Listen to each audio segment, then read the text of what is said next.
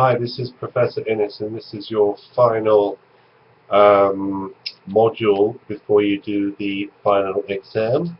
And this module is on liberalism. So what you have here is an understanding that in political philosophy, well, political theory, we've got one argument put forward by Thomas Hobbes, who argues that individuals cannot be left to their own devices, therefore individual rights need to be restrained, therefore people are not allowed to exercise those rights. Whereas with liberalism, with John Locke, it is the case that individuals, when left to their own devices, can choose which rights to express and how to express them, because, according to Locke, people are, on the main, respectful of others' interests, they're respectful of the life they've chosen to live, and thereafterwards we can expect a social contract which is going to lead towards cooperation and peace. So in that way, what we have with John Locke is that understanding that these things called rights, whatever they are, well, I call them interests, but some call them rights. These interests can be carried out by reasonable people who understand the interests of others. So that's pretty straightforward. But again, we philosophers have problems to actually prove that this is the case. Are people trustworthy? Again, the emphasis here is on reason, because then we ask the question, how many reasonable people are there out there in the big wide world who should be allowed to make their own choices? And if it happens that there are lots of people out there who are simply unable to exercise their reason because they don't have any, then what's to be done with those? So I mean, it's really difficult here to understand what sort of government Locke is trying to put forward. But nonetheless, it is one whereby it is run by reasonable people for reasonable people. It is the case that these adults are going to go about their lives making their own choices.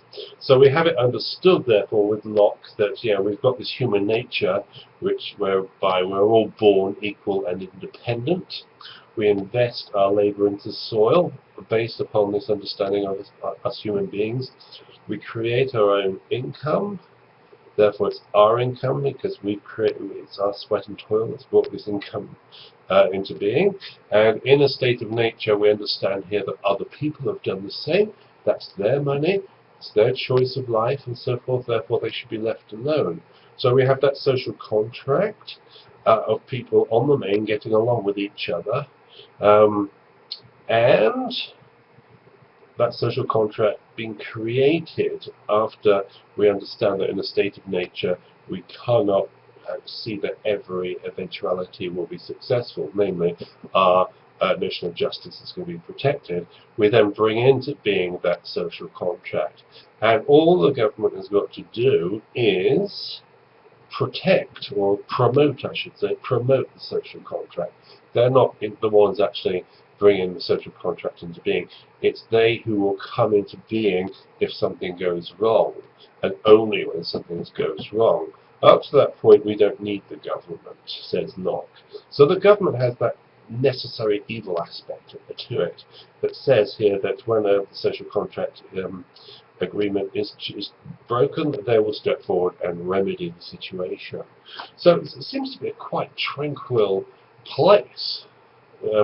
And in that sense, we have this view that individuals will be allowed more or less to do as they wish because they're reasonable people. But again, we've got that problem of who's reasonable.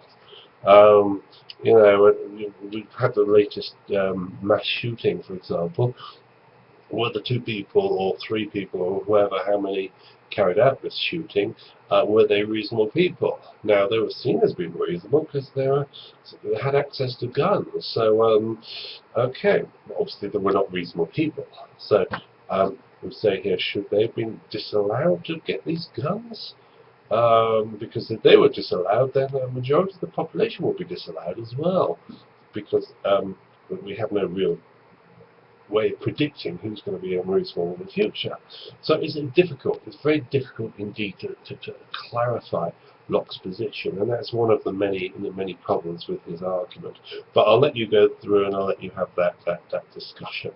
But this is definitely a rejection of Hobbes' authoritarianism, and with his authoritarianism, he would have solved that mass shooting situation a long time ago, and made it quite clear that people can't be trusted with guns, so therefore they're going to have these guns taken away from them. And anybody caught with a gun will be dealt with severely. Other countries, if you're caught with even a sidearm, a pistol, you could go to prison for up to 5 years. So in that sense, that really is quite a deterrent for you to have one of these guns.